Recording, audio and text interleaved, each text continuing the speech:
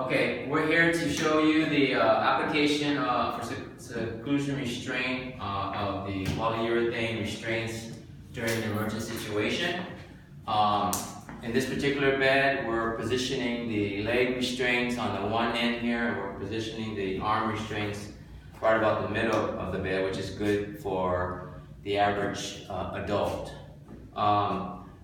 Wherever you're at in your facility, I believe that you should always show your staff where your locking mechanisms are and what belt, loop, or the hole you should use, because in the time of crisis, each of you are fighting to get this locked and secured, and if you're not aware of which position to lock it at, then both of you will be trying to lock the restraint itself, and you'll be fighting your co-worker and trying to get it secured. So that's the reason why I'm going to show the staff here what side you should probably loop it on, because on this particular setup, one side doesn't always loop on the second hole. That other side is like the first hole, this side is the second hole.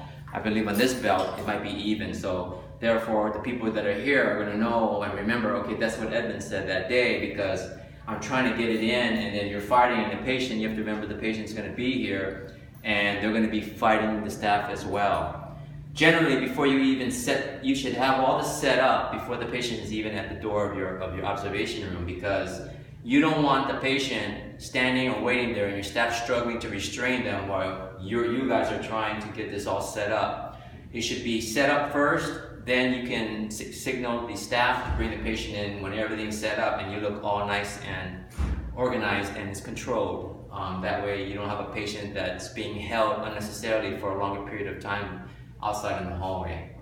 So that's the reason why I can have Josephine on the other side. You can put the belt in here. I'm going to put it on the second hole, and then you should be putting it on the second or the first hole, wherever.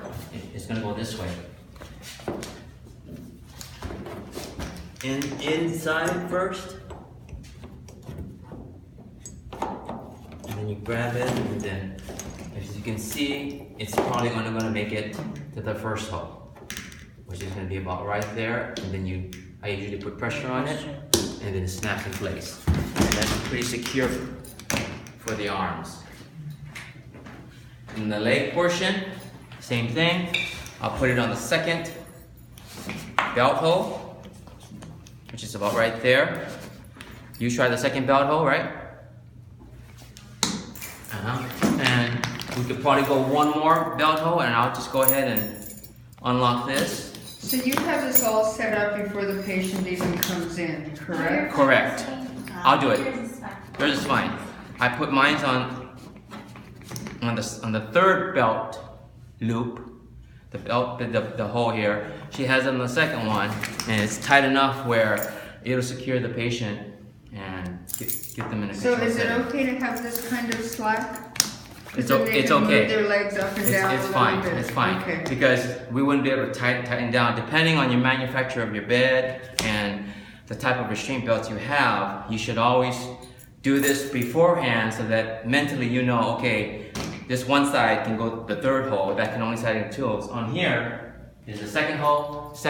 So depending what setup you have, you just have to find out for your own self at your facility whereabouts you should be setting this up, so that when you do set it up, you're not wasting time trying to fumble with it. You've already orientated yourself to the positioning. So Because right the now, beds in another facility could be slightly narrower. different manufacturer of the belt, different manufacturer of the beds, the clamps on the bottom to hold the belts. So therefore, right now is the time when you signal to your co-worker the bed is ready. And wherever the patient is restrained at, whether it's down the hallway, the dining room, they can signal to them the room is ready. And as soon as they escort the patient into the room, it's done, it's set up, everything looks organized, patient's put on the bed. But what may adjust is where their arms and legs go in relation to the bed, right? But generally, on this setup, putting it in the middle, because there's 1, 2, 3, 4, 5 clamping positions. I found that this is the best position for the wrists, because you're going to be laying down and the patient's going to be in this kind of position. Okay, does somebody Or mind average, being the patient average so adult. we can see how it straps in? Would somebody be willing to be the patient, please? Charles. I'll just get clean, linen. You can pause it right now.